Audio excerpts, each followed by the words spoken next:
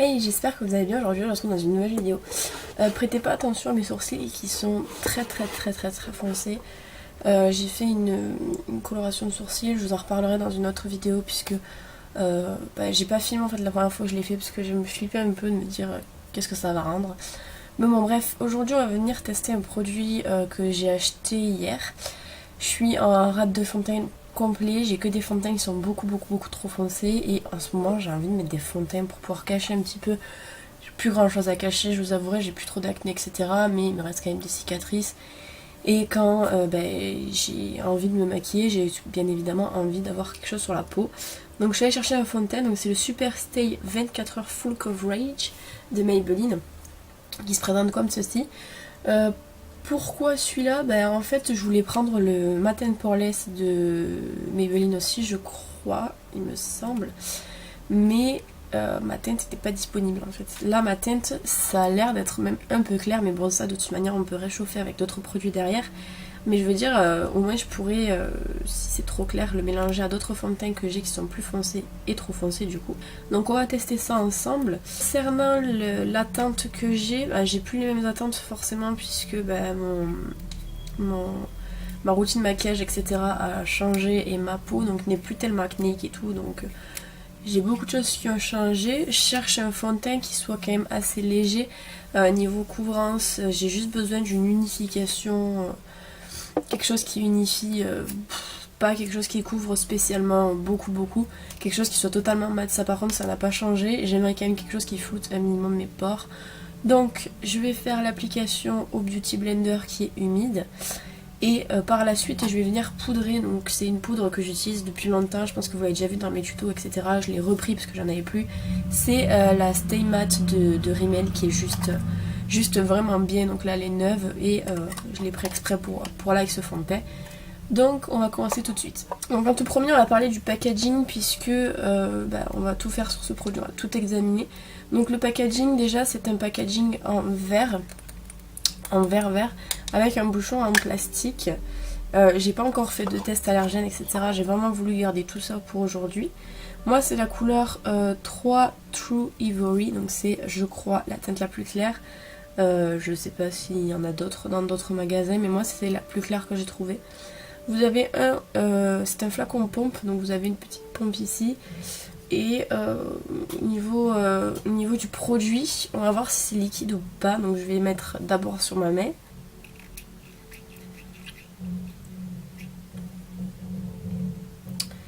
Alors c'est une texture qui est assez compacte quand même, puisque vous voyez qu'elle glisse un petit peu sur moi-même, pas tant que ça. Donc maintenant on va faire une application sur une petite partie de peau pour voir, je vais faire sur la partie où j'ai des cicatrices pour voir la couvrance.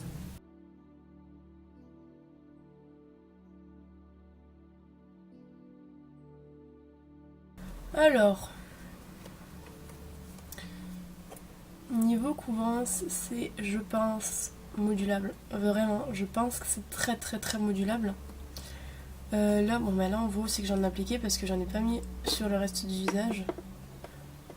En tapotant ça a l'air de bien fixer, mais j'ai peur qu'en étirant ça soit peut-être un peu trop. Je vais faire l'application sur tout le visage et je vous retrouve après.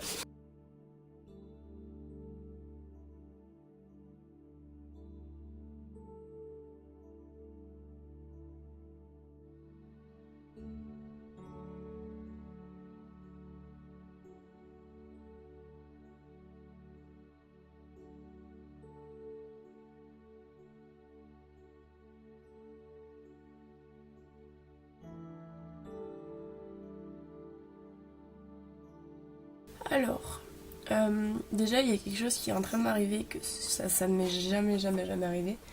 Il semblerait que le fond de teint soit trop clair. Le choix des fonds de teint me désespère à chaque fois, donc il semblerait que vraiment il soit trop clair. C'est la première fois que ça m'arrive.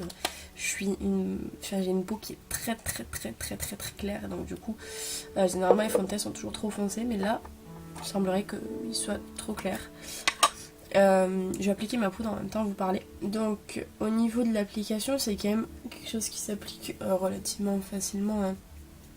J'ai pas galérer plus que ça. Voilà, j'ai tapoté avec mon éponge. Comme je vous dis, je pense que vaut mieux tapoter qu'étirer la matière parce que ça a l'air d'être une matière qui a besoin de bien se fixer. Parce que, attendez, il est rendu un peu collant. Donc c'est une matière qui a besoin d'être bien fixée. Donc c'est pour ça que par-dessus là je viens poudrer forcément.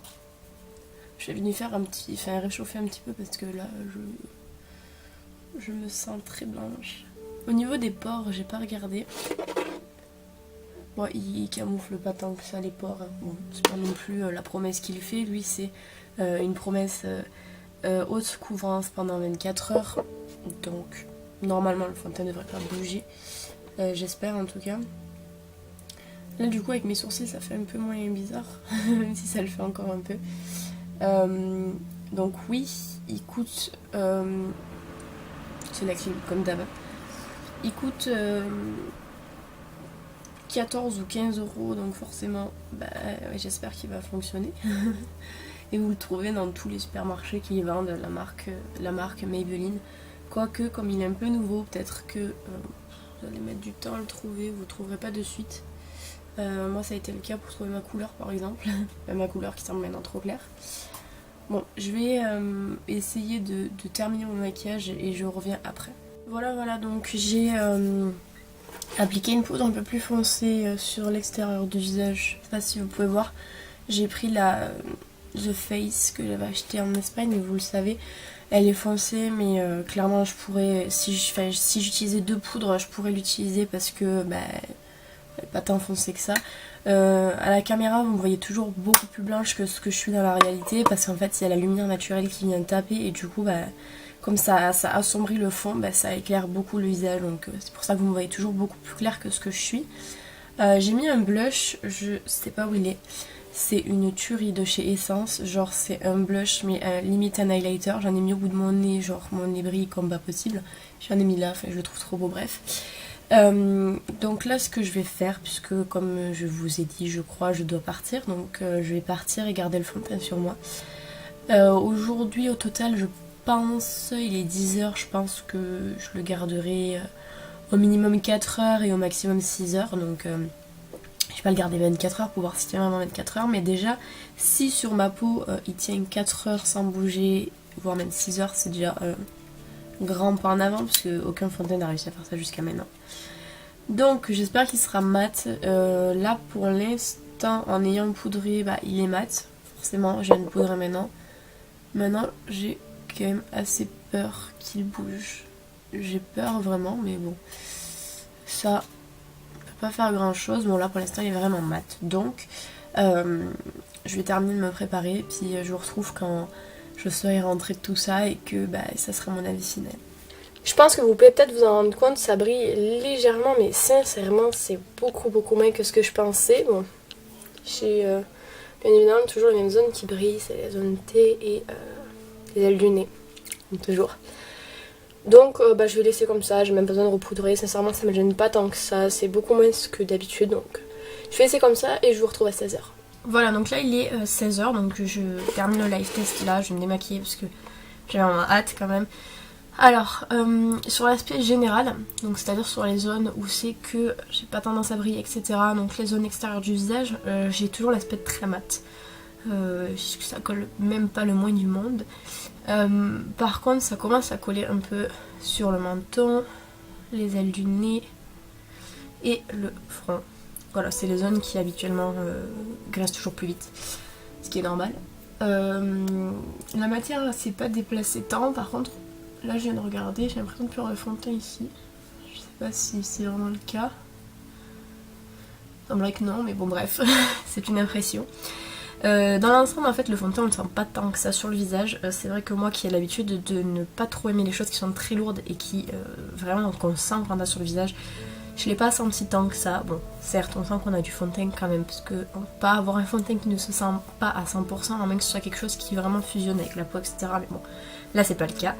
On le sent quand même un peu mais pas tant que ça, c'est pas vraiment dérangeant.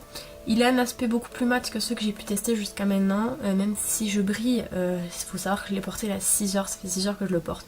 Donc au bout de 6 heures forcément ça commence à briller quand on a la peau grasse, surtout que j'ai la peau très grasse. Sinon dans l'ensemble je suis quand même vraiment surprise et je suis vraiment contente quand même d'avoir pris celui-là. Le seul problème qu'il a, ce serait les pores de la peau qui sont encore trop visibles. Ça malheureusement, vaut mieux ne pas avoir de pores dilatés, c'est beaucoup plus pratique. Mais voilà, je suis contente et je pense qu'il y a moyen que je reste sur ce fond de teint pendant un très long moment. Voilà, donc j'espère que ce live test vous aura plu. Dites-moi dans les commentaires si vous avez testé ce fond de teint, qu'est-ce que vous en pensez. Quant à moi, je vous retrouve bientôt dans une prochaine vidéo. En attendant, prenez soin de vous.